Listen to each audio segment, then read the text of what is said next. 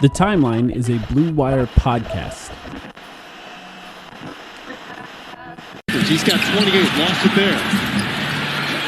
Paul tried to bait man into a foul, instead it's Durant hammers it home. Kevin Durant, high and mighty. And the biggest lead of the night for the Phoenix Suns.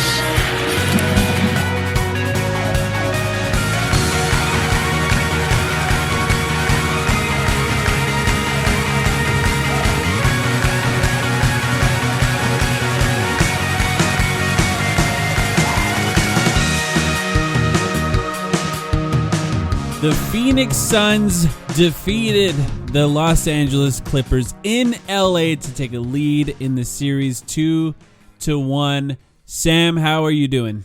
Hello, sir. It is 1:15 a.m. on the East Coast as we commence this podcast, so this one might be a little bit shorter than the last one, just to have some mercy on me. I am good. Devin Booker is sensational. I called him on Twitter tonight the greatest Sun of all time. I stand by that.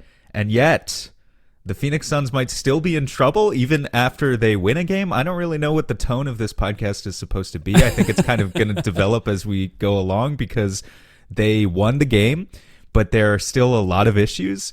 And yeah, I don't really know where you start. I think we have to start just with applauding Book on that effort. Yeah.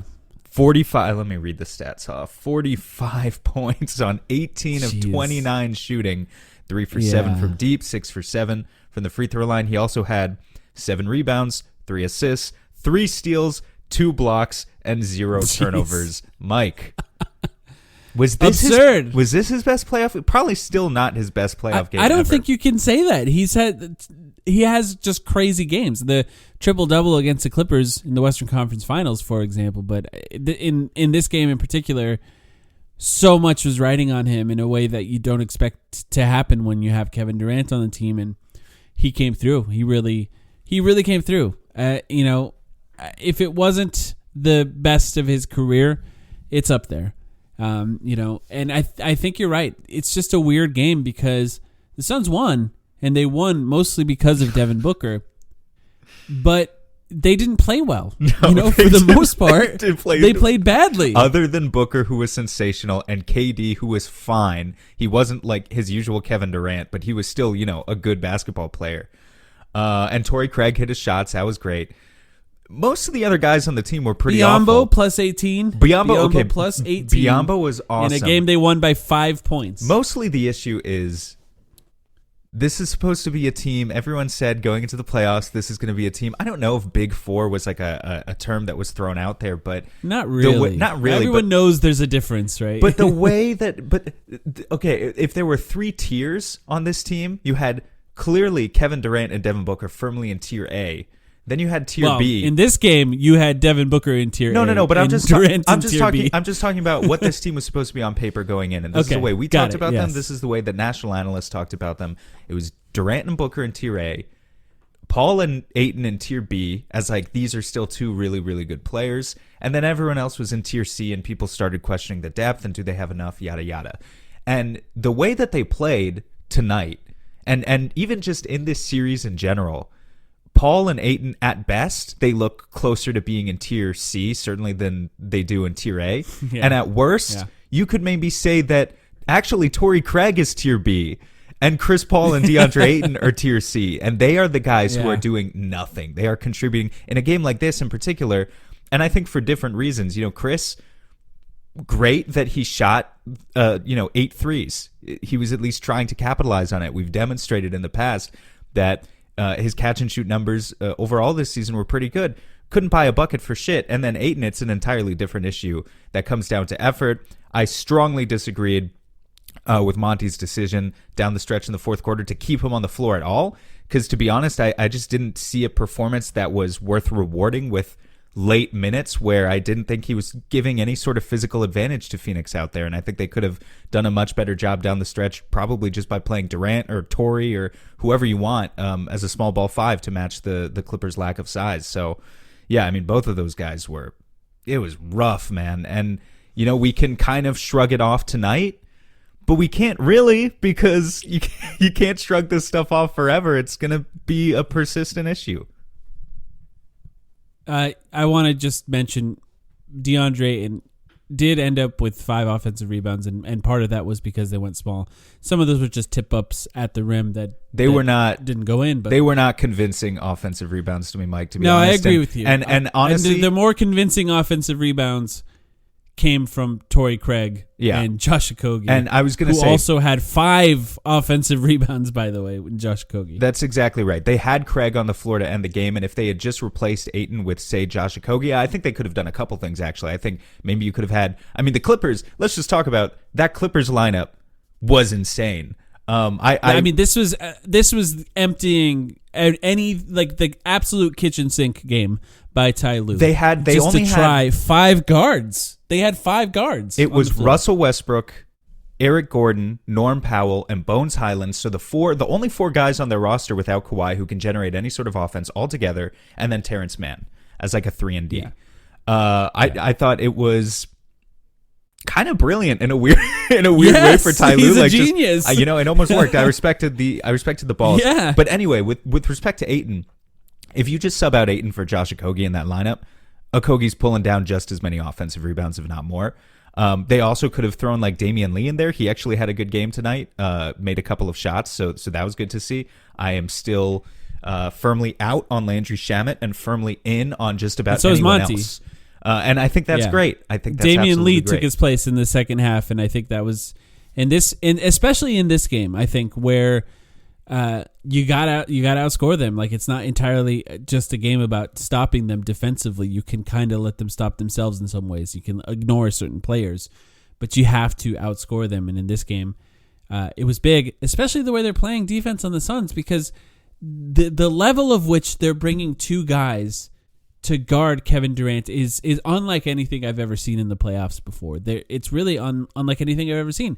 There was a point in this game where Kevin Durant was just coming around a screen in the mid-range area, and there was 2 guys on him. He didn't even have the ball. They just had 2 guys double-teaming him off the ball because they're daring other guys to take shots on the Suns. And Durant, to his credit, who I think you could call this a bad Kevin Durant game for his standards because of the 6 turnovers, still had 28 points. Yeah. And yes, some of that was 4 free throws he made at the end of the game, which is 24 points, the reality. But on 15 shots, a good game by him and a positive impact on the team overall. Oh, for sure. Dramatically. For sure. Dramatically. Yeah. And I didn't mean to suggest that he didn't have, like, he just didn't have the type of Kevin Durant performance that we necessarily expect. He was still quite good, and it really just comes down to 6 turnovers is bad. Comes down to those 6 turnovers. Russell Westbrook, and it just comes down to he doesn't, even out of the double teams, I feel like he doesn't always see, or even when he's not being double teamed, doesn't quite see the floor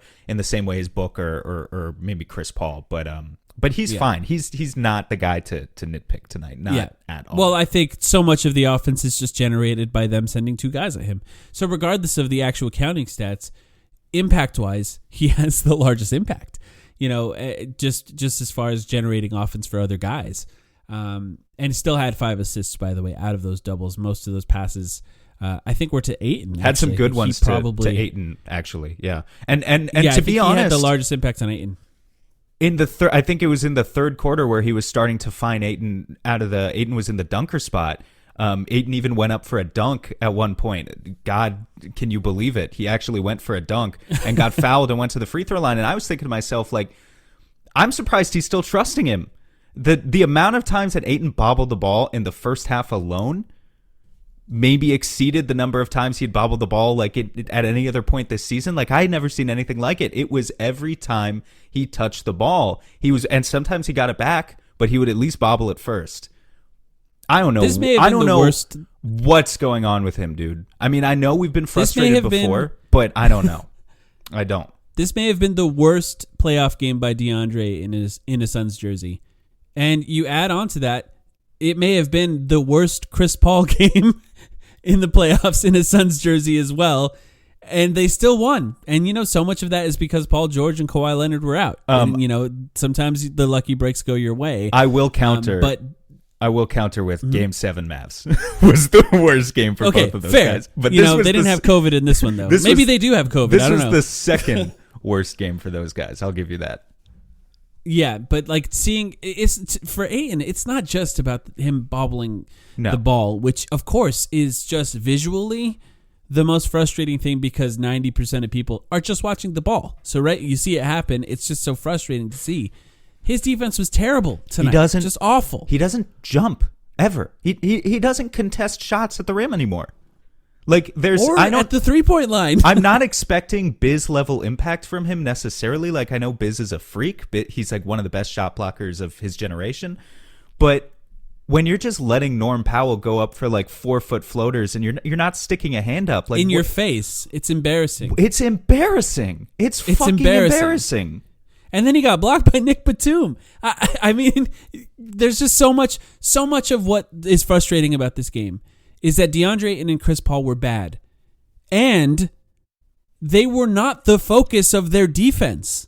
They should have been good. This should have been an easy game for them to be good. They put Nicholas Batum on DeAndre Ayton. Yep. They played with 5 guards on the floor with DeAndre Ayton on the floor. They completely leave Chris Paul when DeAndre Ayton has the ball on the perimeter. These two guys had a bad game in a scenario where they should have a great game. And the great news about all of this is they won. But to see them having this level of a game when the game is built for them to play well, I think proves 2 things. One, Ty Lue is daring them to beat him. And, in this game they did. Not really, though, because it was Devin Booker. And 2, I think you can expect a lot more of this. After seeing what Ty Lue, it's almost the worst coach to play in the first round because it sets up what other teams can do in future rounds. Now, whether other teams have the capability of playing as sophisticated of a defense as the Clippers can remains to be seen. The Nuggets of course, don't. Whether or not the Suns make it out of the first round also remains to be seen. Great point. And look, I still have a lot of faith in this team because they have mostly Devin Booker and Kevin Durant at this point. Devin Booker obviously being, I think, maybe the best player in the playoffs so far. You can make the case because his offense is absurd and his defense is...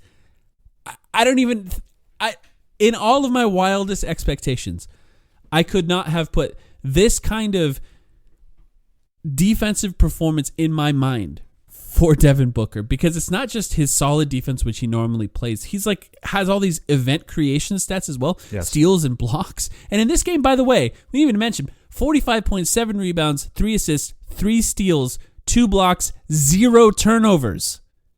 That's insane. I mean, it's as perfect of a game as you're going to see in the playoffs by any player.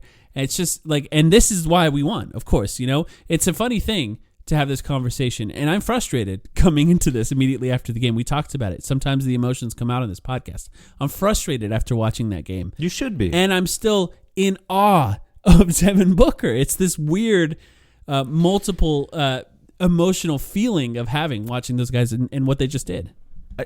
Normally, I don't like this when opposing fan bases throw this in our face, but if Kawhi played tonight, we lose this game.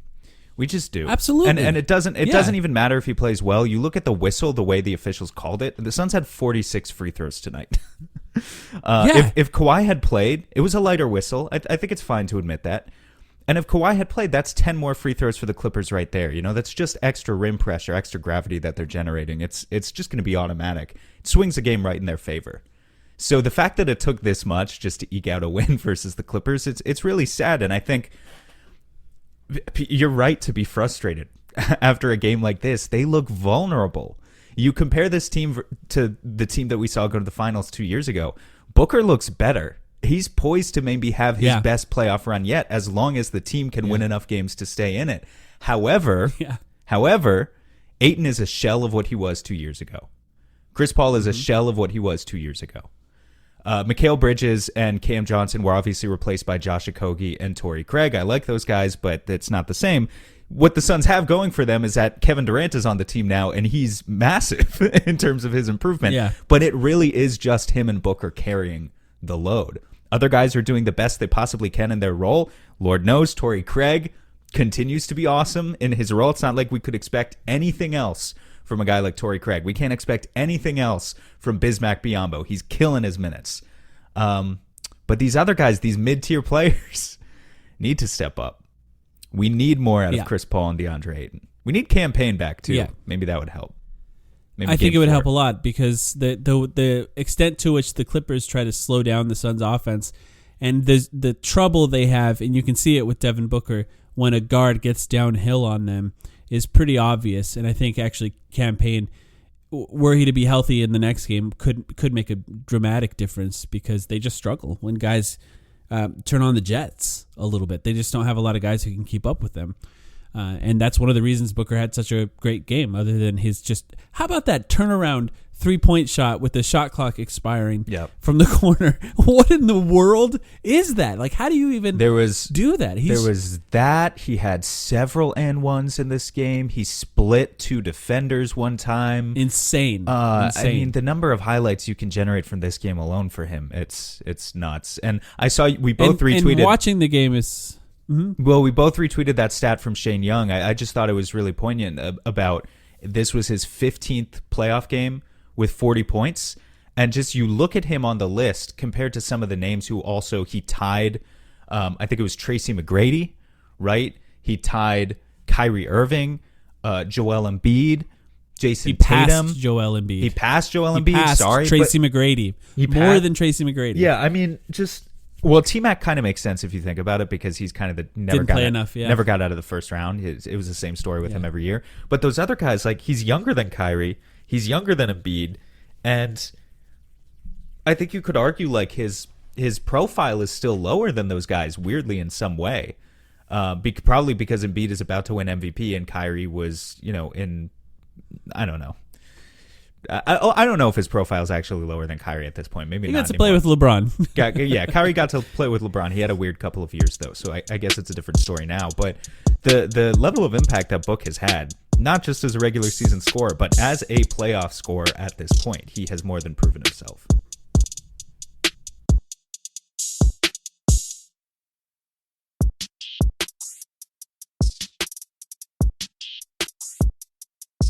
And the thing about watching him in this game in particular was every single time the Clippers were making a run, it was snuffed out by a Devin Booker shot. And oftentimes, like with not a lot of time left on the shot clock, he just put the crowd down too, right? It wasn't just necessarily killing their momentum. It was also killing the crowd, not letting them be part of the game, which in this playoffs, crowds have been pretty important for... the Warriors just won today. The Kings had that insane crowd for their first 2 games, and they beat the Warriors. Like, the crowd matters in some of these away games. And to go into LA again, by the way, and have a 45-plus point performance again, because he's done this in that building before against the Lakers, it's just insane. I mentioned it online. You can't take what he is doing for granted because most players don't do it. And there was a moment of this game where I almost forgot just how good he was playing because I just expected it. And you know how crazy that is to expect somebody to play this well? That's the level that he has gotten to, I think, so far in his career. It's a joy to watch him play. And I hope, Chris Paul's old. So, this is going to happen. He's not going to get better. But I hope he can step up. DeAndre Ayton, 0 excuses for DeAndre Ayton at this point. He has to play better in order to justify what Devin Booker and Kevin Durant are doing. He has to play better. No excuses at this point. Also, I'm tired of hearing them. I hated the decision actually to close the game with him because I just didn't think he deserved those minutes. You can get away with that against the Clippers, though, because you could choose to just play KD at the 5 and there's your small ball lineup. If they do escape this series and Jokic is playing 40 minutes a game next series, because let's face it, you're going to be playing Denver. I don't think Minnesota's coming back in that series. They suck. Good night. We could beat Denver. I mean, I maybe shouldn't talk too much about Denver because they just need to get out of this series first. But it's just like, if you want a real extended long run to the finals, you're not beating these teams without an engaged DeAndre Ayton. You're just not. You don't have a chance. And look, if you're confused, if you're listening to this and you're going, why are they attacking Ayton so much? Watch it again and only watch him on defense. Late on contests, not jumping near the rim, fouling at bad times, including the initial foul to start the game, which was in his only foul in this game, but other games have had some not great timing on his fouls, let's just say that. But also, there were 2 DHOs in particular that really stood out in this game. Norman Powell on both of them, just coming around a screen. The first one was Torrey Craig chasing him, and Ayton just didn't step up. The other guy in the play was Plumlee. You can give Plumlee space to roll to the rim. There's another guy down there that's 7 feet tall, and Kevin Durant. It's fine. And it was just a wide open 3. The next play, they do the exact same thing, but this time it's Devin Booker, and he doesn't contest. He's just too low. It's a wide open shot, and you could see the frustration mounting. Devin Booker immediately screamed at him and slammed his hands together. Played a little bit better after that stretch. Sometimes it happens. The very next time they tried to run that play, Ayton was all the way up on Norm Powell, and it forced a turnover because he couldn't pass out of a double team. And what's frustrating is everyone else knew he was supposed to be that high. He didn't. It took 3 plays to get there. And that is the type of thing that happens with DeAndre Ayton, that he's the most important defensive player on the team. Nobody is as important as the center when it comes to defense. So when you have a diminished role offensively, it means everything else you do becomes more important. And at this point, like the fact that winning a championship for Devin Booker kind of rests on DeAndre Ayton's shoulders, I think we're beyond making excuses at this point. I mean, I guess I don't have to say much more about it. I think at this point, I think frustration comes to a head for a lot of these guys in different ways. Definitely, you saw some of Booker's frustration. I think the other guy to talk about in terms of that is KD. Was frustrated tonight visibly in the body language. You could see it, and I think the climax there was he had that ferocious dunk at one point, which was just absolutely sick. By the way, coming down it was a little bit more of a fast break play there, but I think he was trailing the play. This was in the second half, had a ferocious dunk. And just, does the frustration from KD, I guess because it could come in a couple of different places. So my question for you, do we think it's more in reaction to his role, and he doesn't necessarily, he's a little bit frustrated by this role of maybe being in places on offense where he's just not used to being? Like, let's face it, he's not used to spending so much time in the corner in some offensive sets. Or, on the other hand, is it frustration in reaction to, very specifically, how the Clippers are playing him? And, oh shit, now I have to, trust these guys. I have to trust Chris Paul spot-up threes and DeAndre Ayton rim rolls in order to get it done, because that just, I'm turning the ball over because all of the defensive attention is on me when I touch it. Which do you think it kind of swings more towards? Look, I'm sure there were instances where he was not happy he didn't get the ball, but there probably were instances of that from a lot of people. And Kevin Durant is one of the best players in the NBA, so I understand his frustration with not getting it over and over and over again. But I imagine, and just by watching this game, that he's much more frustrated by the level of physicality they're allowing on him, which he's fouled so much. And yes, he shot 11 free throws in this game, so it finally actually paid off. And like I said, 4 of those were at the end, so really 7 without the intentional fouls at the very end of the game. But they're just bumping him every time he moves. They're grabbing him, they're clawing at him, they're fouling him from behind just so often. And I think that's impacted him pretty dramatically. And then I think the turnovers. I think he was bothered by his own turnovers. And you could see it, and I agree that dunk was not just a dunk to score 2 points. No, absolutely not. That was one of those dunks where he was like, this is mine. I'm getting this dunk. I am taking out my frustration on the rim. But look, if he was frustrated with his performance tonight, and even the Suns as a team, he should be. So it is what it is. They need to figure out a way to make it better for the next game as a team, and including him. 6 turnovers is not great. I'm going to say it again. He needs to be better. You can't give the ball away when a team like the Clippers is so not healthy that they just need anything that they can get to try to win the game. And you're just gifting them extra possessions. And in this game, that was something that he did. So, look, if he's frustrated with not getting the ball enough, that's going to happen every once in a while. I don't think it's going to happen often. I think, in fact, just watch the game again. He gets the ball a lot, has to give it up right away. because they double him, and he's making the right basketball play on those plays. You know, Monty Williams just now, while we're recording this, said he feels bad for Kevin Durant sometimes because he's an expensive decoy. And it's true. But the thing is, it's not just standing in the corner. It's also just giving it to him in the post. They know what's going to happen when they give it to him in the post. They know what's going to happen when he comes around the screen. 2 guys are going to guard him. And that's their only chance, the Clippers, to do anything against this team is to try to limit Durant as much as possible. But to his credit, that's what gets the ball moving. That's what gets Torrey Craig wide open. Yeah, I will say, by the way, just about Craig and Okogie specifically, Josh Okogie was up to 21 minutes in this game. I thought that was interesting because that's... I thought it was good. It's a series high for him now. And look, it's hard to bench Craig all that much right now because he's just been so phenomenal. And we're assuming Kawhi comes back in the next game, at least for now. I think he's questionable. But if he does, it goes right back to the old strategy of Monty's going to want... for better or worse, whether you agree with this or not, Monty's going to want the defensive size on him, so Craig is going to continue to start. But I was glad to see Okogie get even more minutes. I still think he's just a better cutter. So specifically in those situations where KD is getting doubled, I just like to see those two on the floor at the same time because I think he'll have some opportunities to find Okogie. I like the way he moves, and I like the chemistry that he developed with the main unit in the only 8 games that they played together in the regular season. Also, 3-point shooting is another thing I wanted to focus on here. We're trending very slowly in the right direction. In the last post-game reaction pod, I said 30 is my target. I want 30 3-point attempts.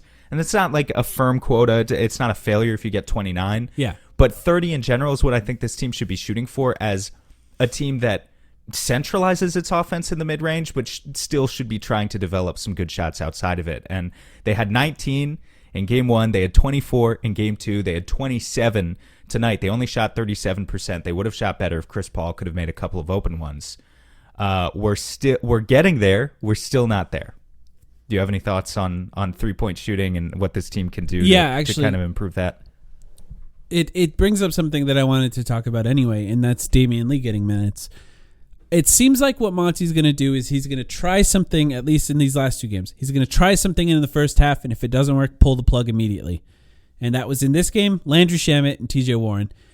You got your way, and I think you're right, even though Landry Shamet, technically the Suns played okay when he was on the floor. He can't shoot. It's gone. It's the gone. 3-point shot's gone. It's gone. It's just gone. He's 2 for 9. So that means the Suns needed something in this series. Yeah. And it would be something if he could drive to the rim and like make a layup, but he shoots like 35% on layups too. No. Get out. Doesn't get calls. You're done. Too. I don't give a shit. I don't give a shit about the defense. Fuck off. Yeah. Fucking taking one from Logan Roy. Just fuck off. You're done. So, you know, it's I thought Terrence Ross was going to be the guy, but Damian Lee did a good job. Well, the thing about playing Damian Lee, and I wanted to mention it here because we don't know if Kawhi is coming back for the next game. It seemed like in the reporting, they seemed to leave that pretty open for him to come back in the next game. Not a lot of time off, though. It's Saturday early. But if he does come back, I'm not sure you can play Damian Lee, so I thought this was a smart game to play it because the thing about Damian Lee is a great shooter, an okay team defender, a bad one-on-one defender. Yeah. And that means if Kawhi is in, he's going to single him out and just score on him over and over and over again. There's nothing that Damian Lee can do. This game I thought was a pretty smart game to give Damian Lee minutes because there's really nobody on the Clippers that can target him in the way that Kawhi can. And the other part is the extent to which they were sending 2 guys at Durant, that shooting, that type of shooting that they got from Damian Lee, who was 2 for 3 in this game, was really important. You know, I think it actually helped them out a lot to have somebody that, 1, can hit the 3, but 2, just created a little bit of panic if he was open. You know, it wasn't necessarily just about when he hit the 2 threes. It's about when they were causing confusion because they're trying to help and trying to figure out who they need to help off of. And Damian Lee caused a little bit of that confusion. So I'll be interested to see if he plays, if Kawhi Leonard's playing. I don't think it hurts to give him a try just because they're so desperate for shooting at this point. But that defense, I think it could become a problem if Kawhi Leonard is in. But yeah, happy to see him play, and I think he helped with the 3-point shooting in this game in particular.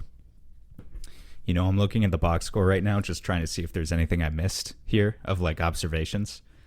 Ayton had 1 foul in 35 minutes. And I just think... 10 seconds into the game.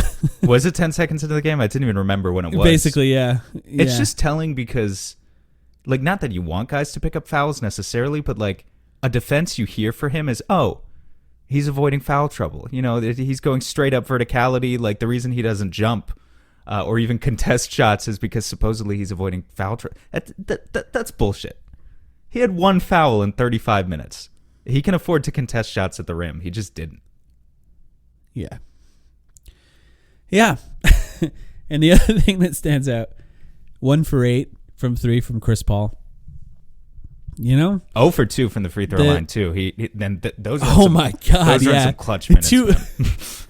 Yeah, I mean 0 for 2. I mean, dude, if DeAndre Ayton in the clutch minutes too. Both of those guys who both had bad games, both missing free throws, 4 in a row.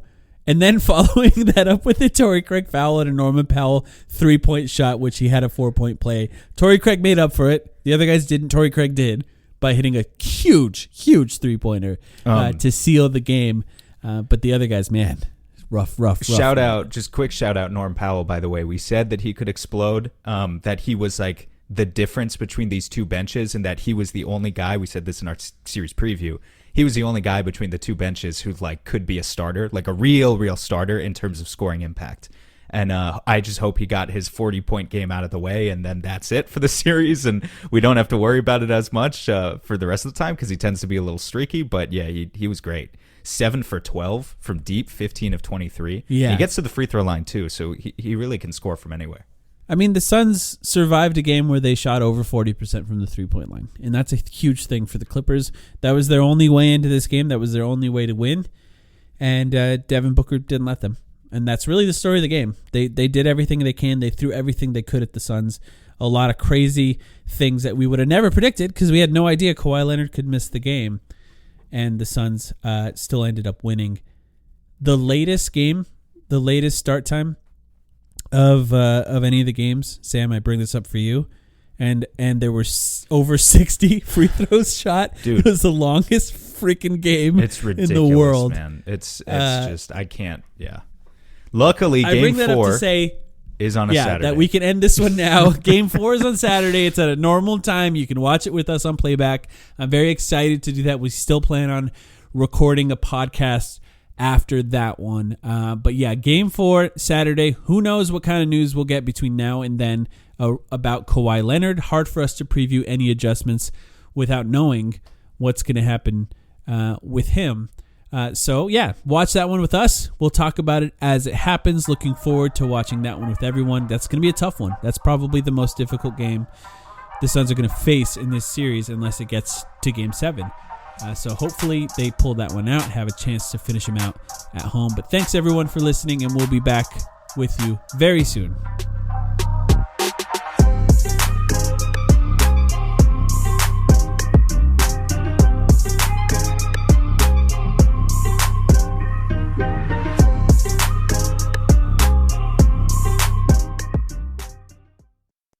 For over a century, Johnny Walker has shared its bold spirit with the game of golf. Now, crafted with Devereaux Golf, Johnny Walker introduces the Johnny Walker Blue Label-inspired Sunday Golf Bag, elevating the game with sleek design, Blue Label hues, and refined gold accents. Celebrate your hole-in-one with a premium Sunday bag crafted by Devereaux Golf. Submit proof of your achievement to JohnnyWalker.com/blue-in-1. Please drink responsibly.